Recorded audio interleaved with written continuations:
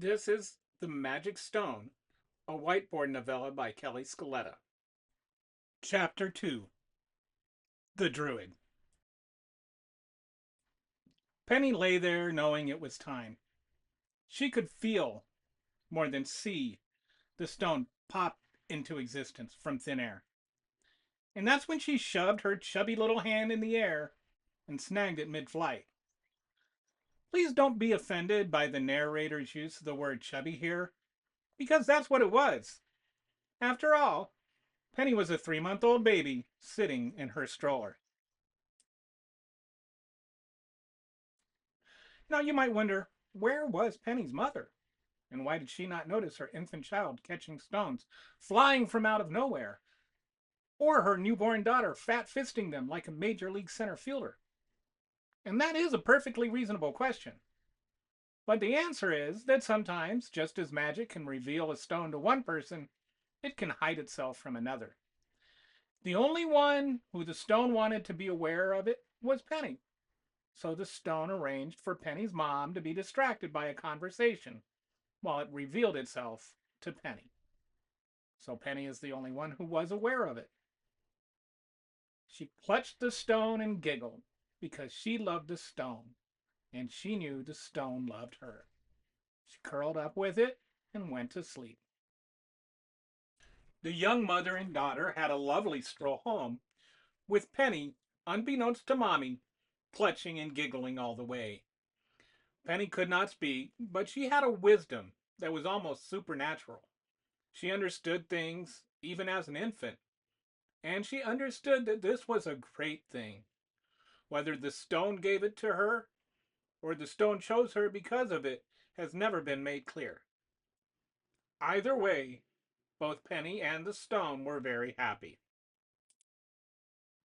Once there, they went through their normal evening routine. Daddy came home and read the paper. Mommy fed Penny. Then she fed Daddy and herself while Mommy and Daddy talked about the day's events. Mommy didn't tell Daddy about the stone because she did not know about the stone.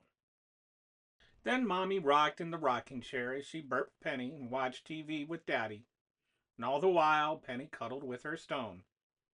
They were a sweet and loving, albeit ordinary family. And then as Mommy was putting Penny to bed, she found Penny's stony little friend. "What's this?" she asked, pulling the stone from Penny's pudgy little hand. But Penny did not want to let it go. She cried and cried relentlessly until Mommy, checking to make sure it was too large to swallow, of course, gave it back to her. It was so rare for Penny to cry like that, and Penny stopped crying immediately and went straight to sleep, much to Mommy's and Daddy's relief. 5 years later. When Penny was 5, her mommy took her out to run some errands with her. Penny treasured these times because she loved her mother very much and loved any time they could spend together.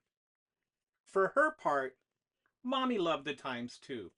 She found Penny to be an extraordinary girl, insightful in a way that very few people, even adults, are. Penny could always see hope when there was none, or the best in people when it was hard to see. And this day was exceptional in that regard. She took Penny to a bookstore. As they entered, they saw an elderly lady who had been hideously disfigured. Penny's mom wasn't sure what had happened to the poor woman, but it looked like her face had been burned badly years before. Without warning, Penny ran to the disfigured lady and hugged her, declaring, "You're the most beautiful person I've ever seen."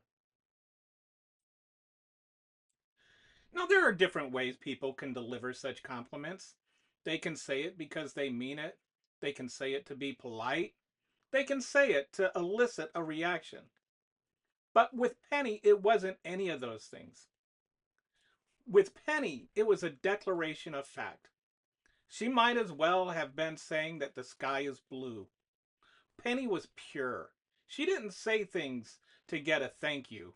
She just pronounced the world the way she saw it. And the elderly woman suddenly cracked a smile. The beam of winch filled the room. Why, thank you, my lovely, she responded. I am Miss Higgins.